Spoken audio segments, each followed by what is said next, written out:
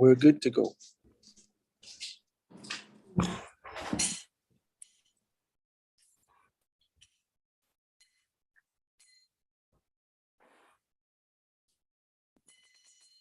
Jaya Radha Madhava Kunja Bihari. Jaya Radha Madhava Kunja Bihari. Gopi Jana Vallabha Girivaradhari. Gopi Jana Vallabha Girivaradhari. Yashodanandana Vrajajana Ranjana. Yashodanandana Vrajajana Ranjana. Jamuna Tira Vanachari.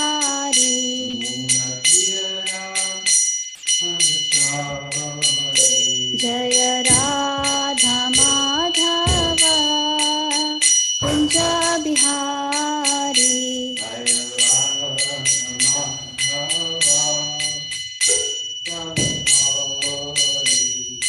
Hare Krishna Krishna Krishna Hare Hare. Hare Ram Ram Ram Hare Hare.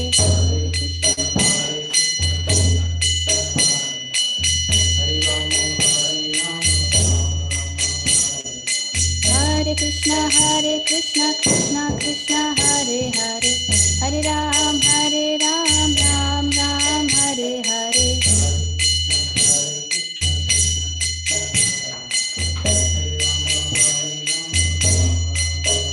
Jaya Radha Murlidhara Shri Radhe.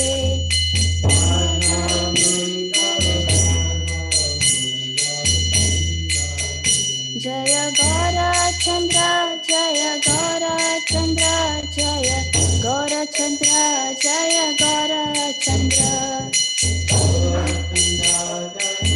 Gaura Chandra Jaya Gaura Chandra Jaya Jaya Prabhupada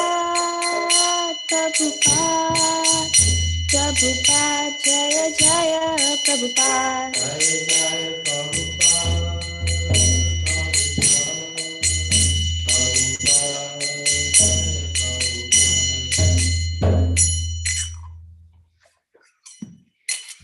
Om Namo Bhagavate Vasudevaya. Om Namo Bhagavate Vasudevaya. Om Namo Bhagavate Vasudevaya. Om Namo Om Namo Bhagavate Vasudevaya. Bhagavate Vasudevaya. Namo Bhagavate Vasudevaya. Okay, I'll share my screen. Today we are reading from, I believe everyone can see the screen, right? Yeah, great. Okay. So today we are reading from Canto 10, Chapter 5, verse numbers 1 and 2. We're starting with a new chapter today. And the name of the chapter is The Meeting of Nand Maharaj and Vasudev. So we will do the first two verses today. Shri Shuka Uvacha Nandastau Atmaja Utpane Jata Lado Mahamana Ahuya Vipran Vedagnan Snata Shuchiralankrita Vachayitva Swastyayanam Jata Karmatmajasya Vai Karayam Asa Vidhivat Pitra Devarchanam Tatha. So I'll go straight to the translation. Translation by and purport by His Divine Grace, A.C. Bhaktivedanta Swami Srila Prabhupada. Prabhupada ki jai. Shukdev Goswami said, Nand Maharaj was naturally very magnanimous, and when Lord Shri Krishna appeared as his son, he was overwhelmed by jubilation. Therefore, after bathing and purifying himself and dressing himself properly, he invited Brahmanas who knew how to recite Vedic mantras.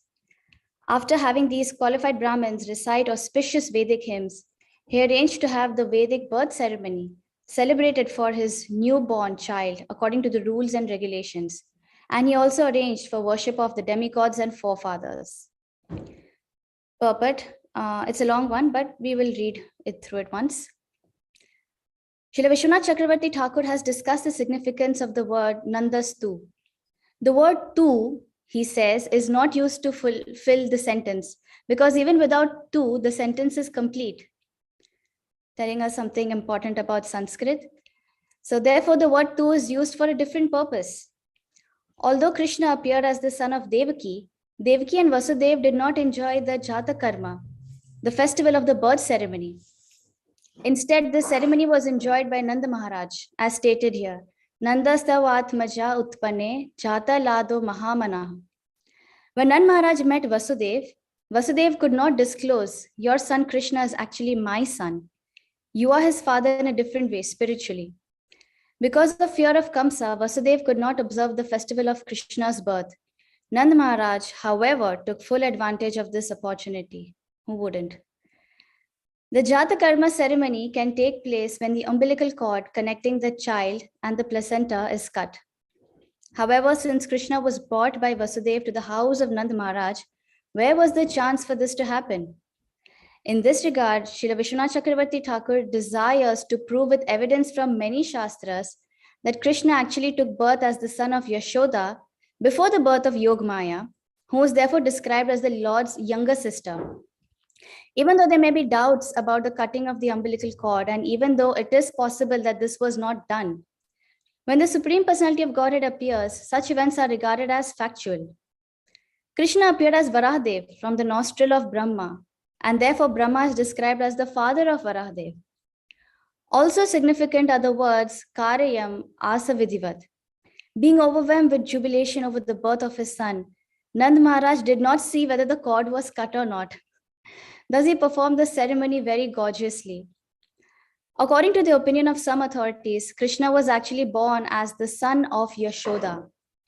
In any case, without regard for material understandings, we can accept that Nand Maharaj's celebration for the ceremony of Krishna's birth was proper.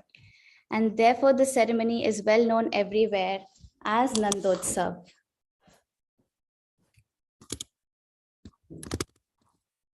Om Agyantimirandhasya Gyananjana Shalakaya Chakshurunmilitam Yena Tasmai Shri Gurave Namaha Shri Chaitanya Manobhishtam Sthapitam Yena Bhutale Swayam Rupa Kadamahyam Dadati Swapadantikam Vandeham Shri Guru Shri Yuta Padakamalam Shri Gurun Vaishnavamscha Shri Rupam Sagrajatam Sahagana Raghunathan Vitam Tam Sajivam Sadvaitam Savadhutam Parijana Sahitam Krishna Chaitanya Devam Shri Radha Krishna Padan Sahagana Lalita Shri Vishakhan Vitamscha. He Krishna Karuna Sindhu Deen Bandhu Jagatpate Gopesh Gopika Kanta Radha Kanta Namastate Tapta Kanchana Gaurangi Radhe Vrindavaneshwari Vrishabhanu Sute Devi Pranamami Hari Priye Vancha Kalpatarubhyascha Kripa Sindhubha Evacha Patitanam Pavanebhyo Vaishnavebhyo Namo Namaha. Jai Shri Krishna Chaitanya Prabhu Nityananda Shri Advait Gadadhar Shivasadi Gaura Bhakta Vrinda Hare Krishna Krishna Krishna Hare Hare Hare Ram Ram Ram Hare Hare. So before I begin my class, I would seek the blessings of all the exalted Vaishnavas assembled here, especially my seniors, His Grace Adipurush Prabhu, Arjuna Prabhu, who is not here, but he's somewhere in Bhakti Center building right now.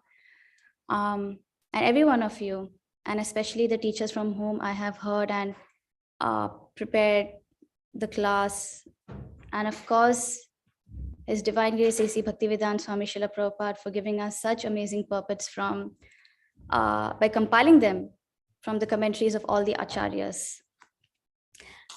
So we see that we are now going through the 10th canto, and this 10th canto is sometimes called by acharyas as cessation. And why is it called as cessation? Cessation means done with, over with. It's no more going to happen. So it's called, the 10th canto is called cessation because after reading the 10th canto, there is no more material interest left in anyone who reads the 10th canto. It's a cessation of all kind of material desires. So this is the importance of the 10th canto, and specifically acharyas divide the 10th canto in 5 parts. So the first 4 chapters which we have dealt with so far describes the Janma, the appearance of Lord Krishna. Chapters 5 to 37 describe his various activities in Vrindavan Dham in particular, from killing all the demons, from starting with Putana to Keshi and Vyomasur. From chapter 38 to 63, it's more of Krishna going to Mathura and Dwarka and killing the demons there. 64 to 84 chapters are dealing partially, with pastimes with Uddhav, a little bit of Uddhav Gita, not much. That comes more in the 11th canto. When we have Sudama and his meeting with various devotees in Dwarka. And the last 6 chapters are more in-depth pastimes of Lord Krishna, especially a little bit more of Uddhav Gita also in that, considering the prayers of the Vedas are there, as well as the super excellent pastimes of Krishna are there. So now we are going to start with a new chapter, and this is also connected to the birth, as well as now Prabhupada mentions in the purport that it's going to be the Nandotsav festival. So Krishna is now at Gokul. And so till now, 2 devotees, main devotees have been mentioned so far, Devaki and Vasudeva, and now even Nand Maharaj and Yashoda Maya are introduced here. And both Vasudeva and Nanda Baba are both great devotees in their own rights. Vasudeva is especially great because he listens to Krishna's orders in totality. Despite so many obstacles, he did everything without any complaints, be it crossing the rivers of Yamuna in which he nearly drowned, or whether it was coming in Yashoda Devi's Bhavan in the midnight, not even thinking of his name or fame at that time. So you see, bhajan is not actually so easy. If we are walking on a path and that path does not have any thorns, then that path is not going to lead you to any success. Our path is that of bhakti, and there have to be obstacles, because only by crossing those obstacles, facing them under the guidance of Guru, Sadhu, and Shastra, under the blessings of Krishna, are we able to purify ourselves and attain our real constitutional position under the lotus feet of Krishna. And just like Vasudeva wasn't worried about obstacles, we also need to be calm and completely try to surrender to the will of Krishna. That is what a real leader does. And we learn this from Vasudeva. So Jeev Goswami says that, so in this purport, we will discuss, in this class, we will discuss mainly 2 things about, one is about a little bit about Yog Maya and how she's the younger sister of Krishna. And the second thing is how Krishna is simultaneously the son of Yashoda as well as Devaki. So Jeev Goswami says in Krama Sandarbh that when Krishna appeared, he came all together as Vasudeva's son as well as Nanda Baba's son at the same time. And even Yog Maya came twice. The first time was to transfer Lord Balram from the womb. In this whole episode of Krishna's appearance, she comes first to transfer Balram from the womb of Devaki to Rohini. And then she comes later as the daughter of Yashoda and as the sister of Krishna. Yog Maya puts everyone to sleep in Mathura. And in Vrindavan, therefore, then she comes later as Anuja, as the younger sister of Krishna. Jeev Goswami also further says that Krishna and Yog Maya came both, but Vishwanath Chakravarti Thakur specifically says that Krishna came first and then Yog Maya came. Because if Yog Maya would have come first, then she would have had maybe some opportunity of having Yashoda's breast milk. And that can't be, because everything first has to be offered to Krishna. Yog Maya would never have anything first, or she would never, there would never be an opportunity for Yog Maya to have anything first and then offer that same breast milk to Krishna. So Krishna doesn't have what we call jhutha. He always likes fresh things. So that is why first Krishna appeared and then Yog Maya came as his younger sister. And Srila Prabhupada makes another important point in this purport is that Krishna is actually Yashoda Maya's son. We go to Janmsthan in Mathura and we all know that Janmashtami is at midnight, and at midnight is the Janam of Krishna to Devaki and Vasudeva. But we also know that Krishna is Aja. He is unborn. And so he is also at the same time simultaneously the eternal son of Yashoda and Nanda Baba. So when Vasudeva came on Krishna's appearance night, everyone was kind of like awake almost till just before midnight. But Krishna didn't want anyone to see what Vasudeva was going to do. So he put, under the influence of Yog Maya, he put everyone to sleep. And even Shandilya Muni, who was Nand Baba's guru, under the influence of Krishna, he asked Nand Baba also to go to sleep and see his child the next day, because they knew that yes, Yashoda could give birth to the child anytime now. So everyone was put to sleep. And it is said by the acharyas in a very nice way that Yogmaya put everyone to sleep in Mathura and they were in deep sleep. But specifically in Vrindavan, the Vrajvasis were having dreams of Krishna. And acharyas say that in Garga Samhita, specifically it's mentioned that Nand Baba had a dream in which he was in a Goshala.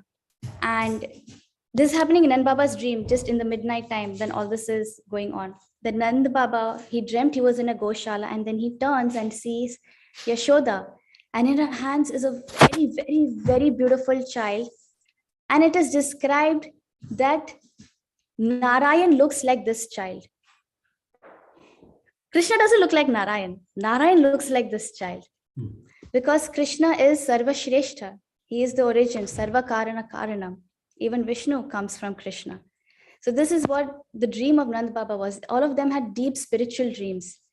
And everyone was in sleep at that time, except for Vasudev and even Balramji. He was awaiting Krishna's arrival in the other room while he was sleeping next to Mother Rohini. So let's see a little bit now about Yog Maya. So you see there is a Golok Vrindavan in the spiritual world, and in the Bhauma Vrindavan, we have Gokul Vrindavan. So in Golok, there is no Janma. Janma happens only in Gokul, because in the eternal world, there is no concept of Janma. And in Golok, Yogmaya is in the form of Purnamasi, who is an elderly gopi. And she is actually kind of like the general manager of all of Krishna's pastimes. And everyone is submissive to her in Golok. And Purnamasi was specifically ordered by Krishna to come to Vrajdham to assist in his pastimes. So Yogmaya serves in Golok in very hidden way to facilitate the pastimes of Radha and Krishna. And so she was wondering how she would be able to serve in an intimate way even in Gokul. So Yogmaya always thinks that, see, as Purnamasi, I'm always there, but I'm not in an intimate relationship with Radha or with Krishna or anyone, but I want to have a kind of a more deep, a more intimate relationship with Krishna, almost like as if I'm his family. So Krishna understands this deep desire of Yogmaya. Yogmaya is an eternal Shakti of Krishna, and yet she is the Chit Shakti of Krishna. She herself desires to enter into the pastimes, the beautiful, wonderful pastimes of Krishna, especially in Vrindavan. And she did that, and then she was also there in Dwarka, as we will see later. So her first task of bringing auspiciousness and freeing people from fear was that she decided that when Vasudev was planning to take Krishna from the prison house from Mathura to Gokul, with her power, with her energies, she opened the prison door cells. So she served Krishna personally, but almost in an impersonal way. And after assisting Krishna in Mathura, so that he could be taken by Vasudev from Mathura to Gokul, then what she does is, after she fulfills the duties, she goes all the way to Gokul and she appears as the daughter of Yashoda. But this is after Krishna has already appeared. So you see, while Krishna was born, or while his Janam took place in the jail as the son of Devaki, he simultaneously appears as Sham Sundar Krishna from Yashoda. But there is a difference between the two of them. So we will see that also later. Acharyas give some very nice details on even like some very small, we might feel that this is kind of like not significant, but you see these events which are happening in Bhauma Vrindavan right now, they are so significant because each and every action over there has so much meaning behind it. Yashoda Maya was lying on her right side when Yogmaya appeared, when Yogmaya took birth from her. And why is it that she was lying on her right side? Because they say that generally when a girl is born, the mother lies on her right side. And when a boy is born, the mother lies on her left side. This is as per the psychology and what the scriptures say, how a woman's body reacts when she becomes a mother, and depending on the gender of the child. So since Yashoda Maya was lying on the right side, because Yogmaya appeared as a daughter, the door was on her left side. So Vishwanath Chakravarti Thakur says that since her door was on the back side, when Vasudev came inside, he saw that Yashoda Maya's back was towards him. But now see, there is a son also who's born. There is Sham Sundar Krishna, and there is a daughter also who's born. But the thing is that the actual birth had taken place of the daughter, but simultaneously, since Krishna is the eternal son of Yashoda, he had also appeared. But but Vasudev could not see Sham Sundar Krishna. He was holding Vasudev Krishna, his own son, in his hand, whom he had carried all the way from Mathura. But he could not see Sham Sundar Krishna. And why was he not able to see Sham Sundar Krishna? The reason Acharya says because he had too much of awe and reverence in him towards Krishna. And so there was almost kind of like a screen in front of him. So he could not see that there was actually a son there already lying next to Yashoda.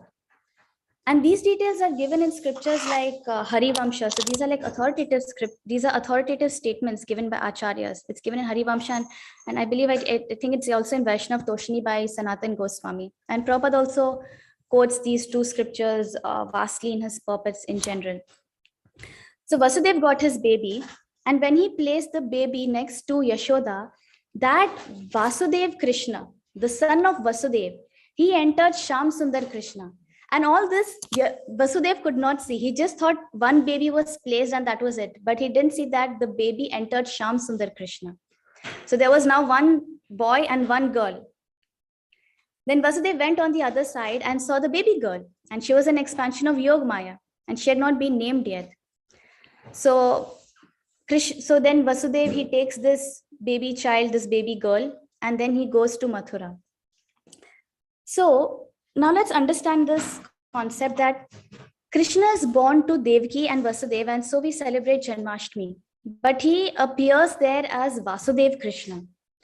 And Vasudev Krishna is also, he's Vasudev. He is like amongst the first quadruple expansions who are there surrounding the Mathura and Dwarka Mandal in the spiritual world. Vasudev, Shankarshan, Pradyumna, and Anirudh. So the Vasudev Krishna is that same Vasudev of the first quadruple. And so he's actually a Vishnu Tattva. But in Vraj, there is no Vishnu Tattva. Like Vishnu Tattva can't be there as such. And there is also no concept of Jan, because you see, Janma happens, Krishna is eternally there present in Vrindavan Dham. When does the concept of Jan come? When there is supposed to be that's okay, Janma and then Mrityu, or Mrityu can't be in case of Krishna, but it's like his leaving. But Krishna never leaves Vrindavan. He never takes one step also out of Vrindavan. So he's eternally present in there. And he was just a Prakat all this time. And then he just became Prakat or manifest as the son of Yashoda Maya when the time was correct. So he's eternally the son of Yashoda Maya also. So you see, that is why when Nand Baba came in to see the baby, also later he couldn't find the umbilical cord because Krishna was already unborn. And there is nothing like as such like an umbilical cord connecting Yashoda and Krishna. So if you see the Jata Karma ceremony, it happened, but in one sense it didn't happen because Krishna was always there and the umbilical cord was already cut, but some ceremonies did happen. So Krishna is unborn to Yashoda, let's say in that way. He's unborn to Yashoda, but he's born to Devaki and Vasudev. So the Janma happens in Mathura to Devaki and Vasudev, but the Ajanma Krishna, the eternal Krishna, Sham Sundar Krishna is always there in Vrindavan.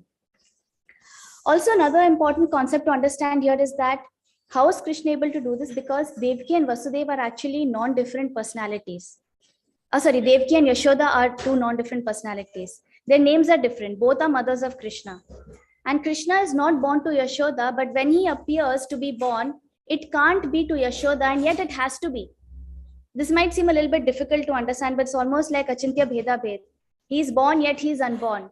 So the born aspect is taken care of by Devaki, and the unborn aspect is taken care of by Yashoda over here.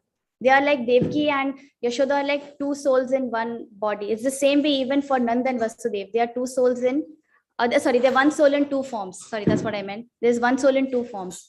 And just for the sake of rasa, they are shown as intimate friends or relatives.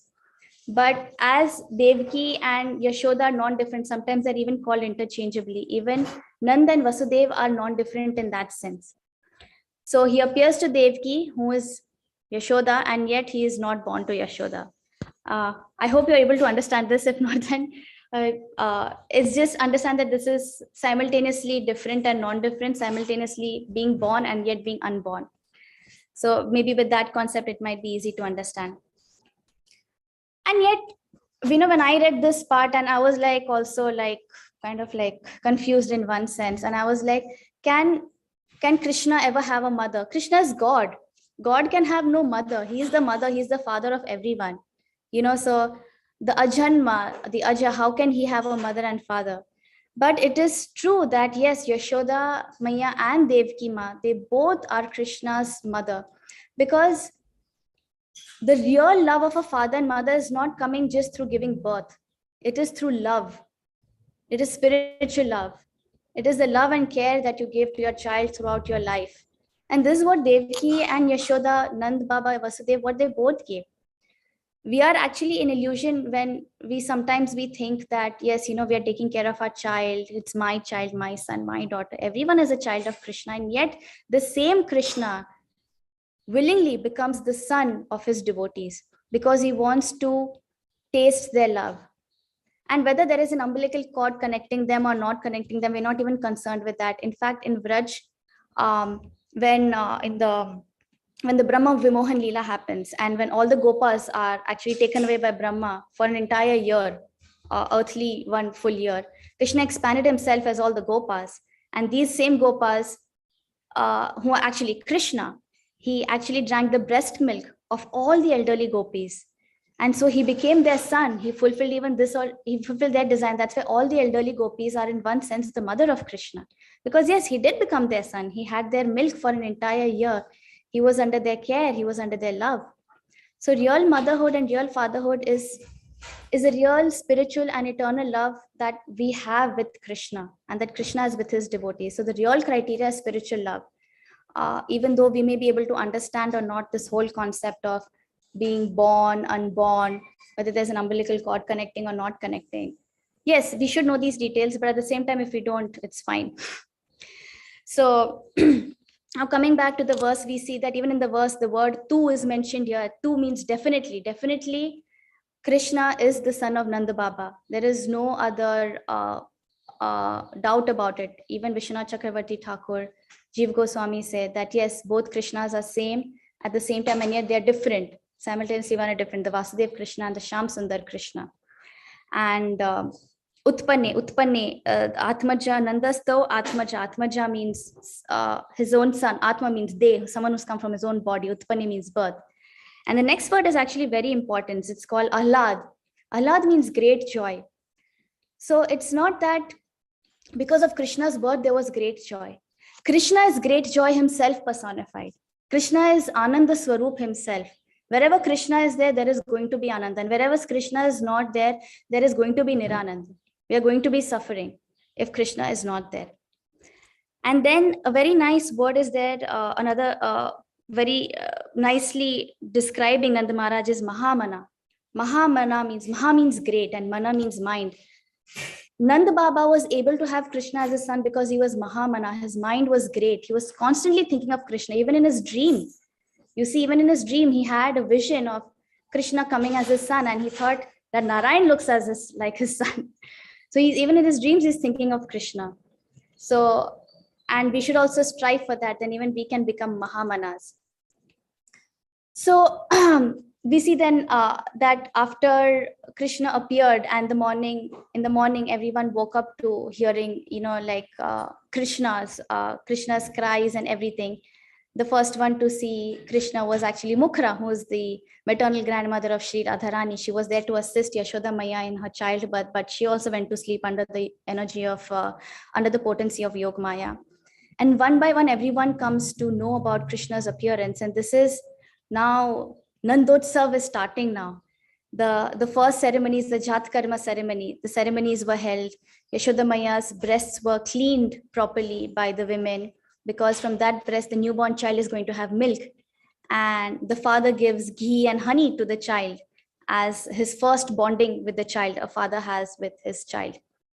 And yes, so from now on, the Nandotsav festival starts. And actually, as per scriptures, the Nandotsav festival the first very Nandotsav festival, the original one, it lasted for 5 days. And in each of the 5 days, there was a lot of, we will see in the verses that are about to come, that so much of celebration is happening. All the residents of Vrindavan were so happy that after so many years, Nand Baba and Yashoda Maya had finally got a son. And the first day, like we see all the gopas and gopis, they are coming with gifts. They themselves have decorated themselves so much. They come and they bless the child that may you always protect us all whenever you are in trouble, whenever we are in trouble. May all our blessings go to you.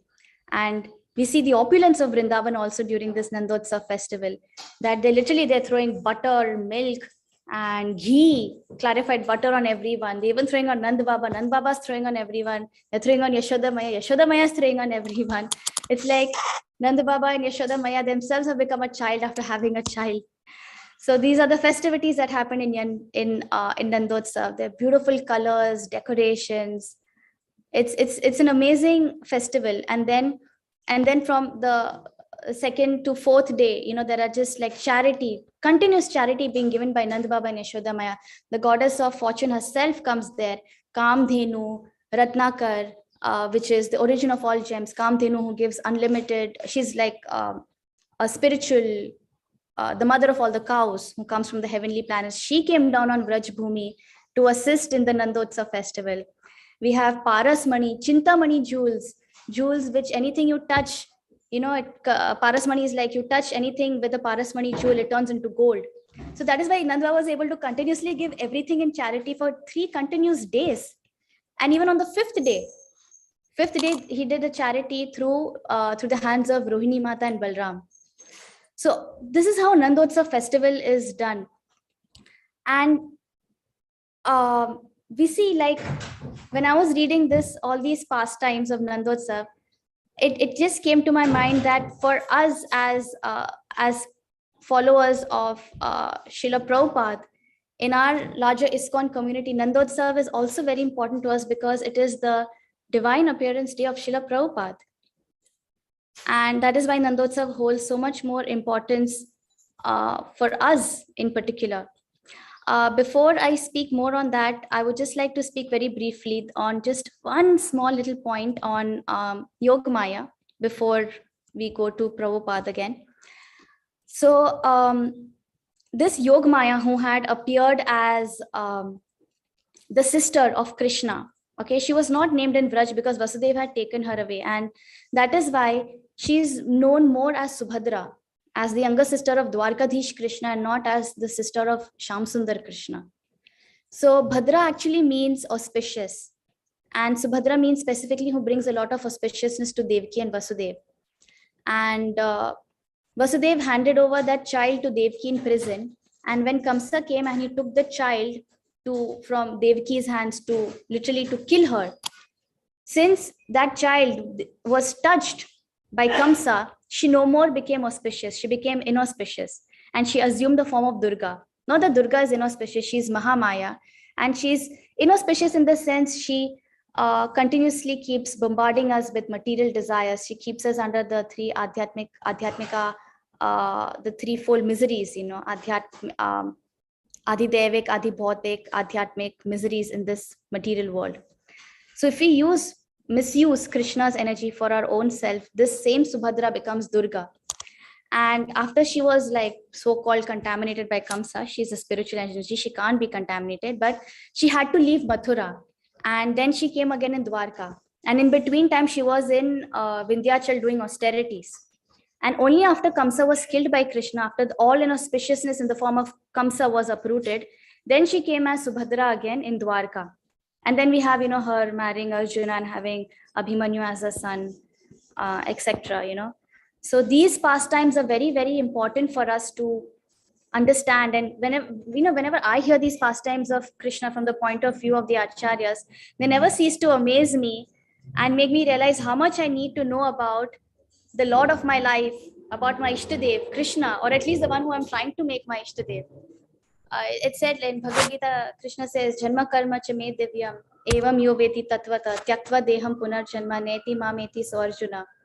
One who knows the transcendental nature of my appearance and activities, does not upon leaving this body take birth again in this material world, but attains my eternal abode. So it's important for us to understand how is Krishna simultaneously the son of Devki and Yashoda Maya? How is he?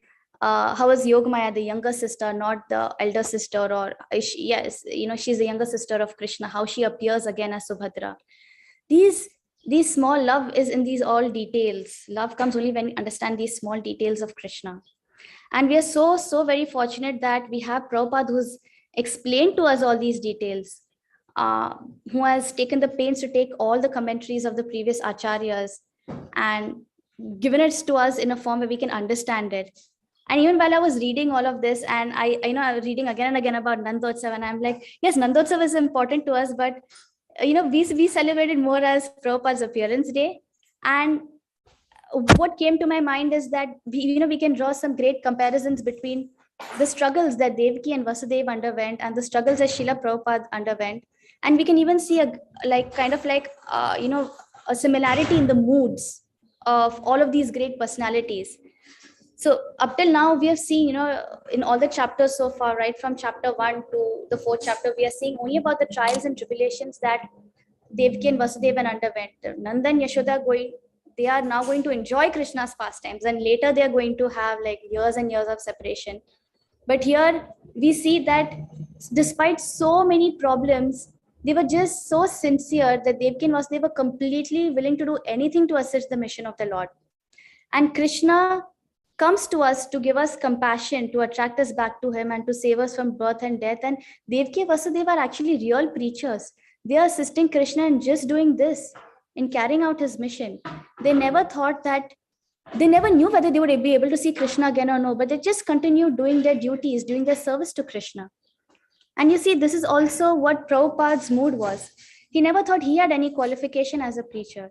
He thought his Guru Bhakti Siddhanta Saraswati Thakur was actually the best preacher. In fact, he even called his god brothers as better than him. And he asked his disciples to help him in his mission to his Guru. Another thing we see is in the mood of Devaki and Vasudeva, they were fully surrendered to Krishna's will. They never considered their own desires, and they had no material consciousness.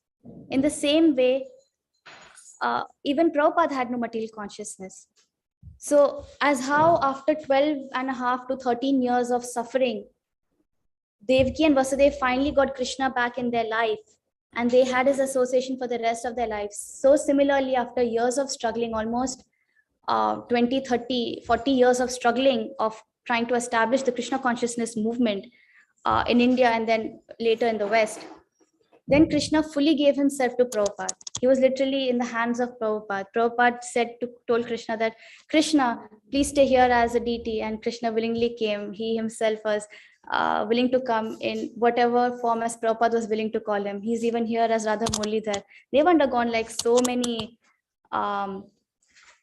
they've undergone a lot of pastimes of their own. Let me just put it like that way, under a lot of journeys of their own, and yet they're willing to stay here, bless us, because of Prabhupada. Prabhupada requested them to stay here, so they are here.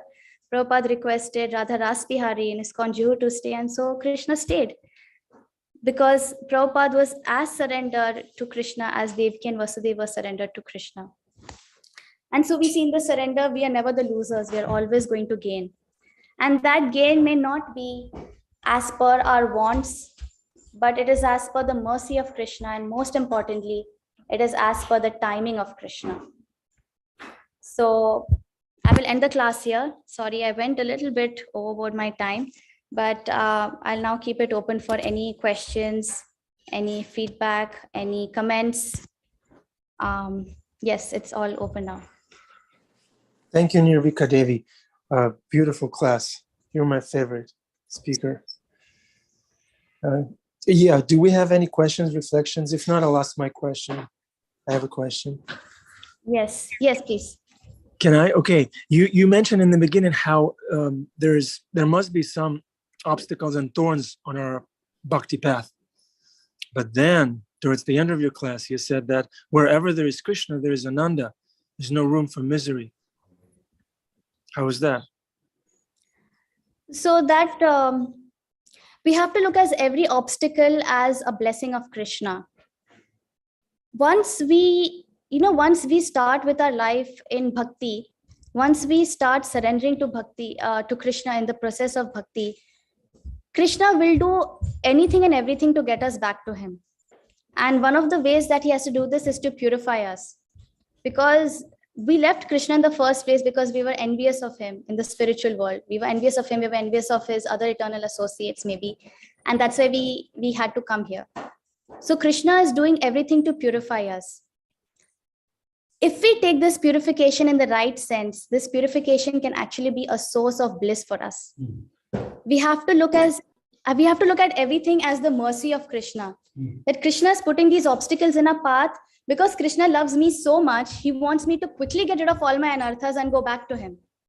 And this is a matter of great joy. Here is someone who loves us without any conditions. He's loved us even though we have always turned our back to him for God knows how many births, since maybe time immemorial as far as Jivatma is concerned. We are Nitya Baddhas, and yet Krishna never left us. Just knowing this is enough for us to have this understanding, or at least it should bring out this understanding in us that yes, these obstacles, these tests, these exams are painful for me, but it is getting me closer to Krishna. This is the mode that Devaki Vasudev had. Obviously, for them, there was no purification for them. It was all for their glorification. But even in their separation from Krishna, even in all this pain of losing all their 6 children, of having a miscarriage apparently when it came to Balram, or even holding Krishna in the hands for just a few seconds and then being gone, like just like not knowing, like literally for how many seconds did even Devaki and Vasudev hold Krishna in their hands? Maybe a minute at the most. And then they had to take him, Vasudev had to take him away to Gokul, and they didn't know that they would see him again. And yet in this separation, they always were more connected to Krishna than they were even when he was closer to them, when he was in their arms. The Vrajvasis also, what separation, what pain they felt in separation from Krishna, they were much more closer to Krishna at that time than they were when Krishna was actually physically present with them. And this is the mindset that a devotee should have. My obstacles are there, my pain is there, my suffering is there, but internally I know Krishna is doing this only to increase my love towards him, only to increase my surrender towards him. And that is why even in this so-called suffering, there is Anand. Anand Swarup Krishna is always present there. He won't ever give us any suffering, just pure suffering. He loves us too much. He just won't do that. With the suffering, he'll give us the bliss also. It's for us to purify ourselves, to understand and seek the guidance of our seniors if you're not able to understand it in the right manner. That yes, it is bliss, it is for our benefit. And we are coming closer to Krishna minute by minute, second by second. That's how we should look at it. Thank you, Nirvika, Devi. All my thorns just shrunk. Thank you very much. Would anyone else like to share? Thorns protect the rules, the channel, because they make us turn to him. Yes, Jamunaji, that's a very nice thing. The thorns make us actually turn to him. Yes. Thorns make us turn. Krishna glorification, for us purification. It's a rhyme and day. Krishna Das. Yes, Krishna. Go ahead. Yeah, thank you, Mataji, for the wonderful class. And then, yeah, obstacles on the path of bhakti, they're like friends, they may help us go towards Krishna. The only thing, sometimes, those thorns, some devotees, so it's too painful for them to take. And then, so they little bit go away from Krishna, apparently. So any brief comment on that? So one of the reasons why this happens is, there could be 2 reasons. One is because their faith in Krishna was not strong enough. Their sadhana was not strong enough. Their chanting, hearing, reading was not strong enough. And this could be maybe because of their offenses towards devotees, offenses, maybe not even so much towards Krishna. Krishna is still very forgiving, but especially if you do offenses towards devotees, that's one of the major reasons why people sometimes go away, or devotees go away from Krishna. So being slack in sadhana is a problem, and offenses towards devotees in particular is.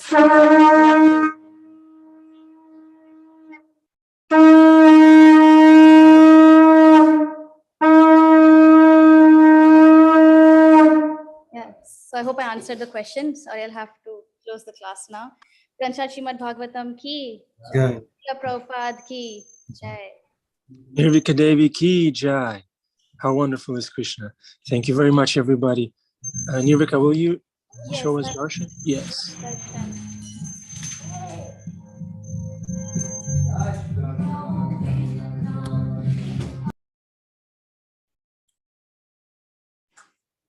Okay, spirit souls, thank you very much.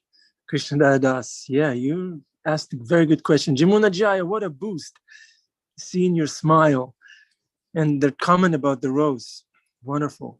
It's a wonderful packaged Krishna consciousness attitude. Yeah, protecting our rose. Okay, thanks everybody. Love you all. Haribol, have a wonderful day. Happy Saturday. Mishra Naik, thank you very much for keeping your camera on. Krishna Das, thank you very much. Love you all. Haribol.